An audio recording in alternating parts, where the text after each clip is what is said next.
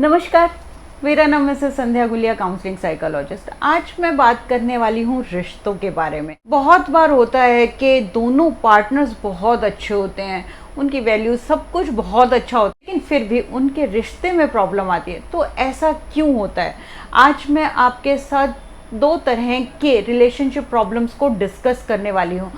तो अगर आप अपने रिश्तों को अच्छा बनाना चाहते हैं तो शांति से सोचिए, बैठिए, क्या आपके बीच की प्रॉब्लम्स की वजह ये तो नहीं है। तो पहली तरह की प्रॉब्लम है जब दोनों पार्टनर्स के वैल्यूज, बिलीफ्स और पर्सपेक्टिव अलग होते हैं। ये तो हमें मानना होगा, समझना होगा कि हम सब की अपब्रिंगिंग अलग है, वैल्यूज अलग हैं, हमारे देखने का नज़रिया अलग है, क्योंकि हमारी परवरिश अलग है, हमारी कंडीशनिंग अलग है, हमारे पेरेंट्स अलग थे। लेकिन बहुत बार हम ये नहीं समझ पाते। ये बहुत बड़ी वजह है हमारे रिश्तों में प्रॉब्लम की।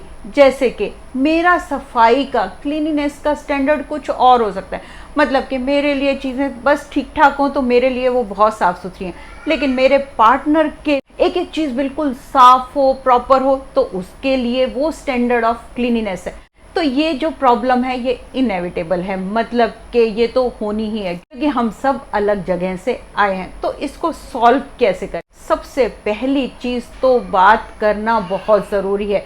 कम्युनिकेशन किसी भी रिश्ते को सॉल्व करने की चाबी है। उसके बाद कॉम्प्रोमाइज़ बहुत ज़रूरी है किसी भी रिश्ते में।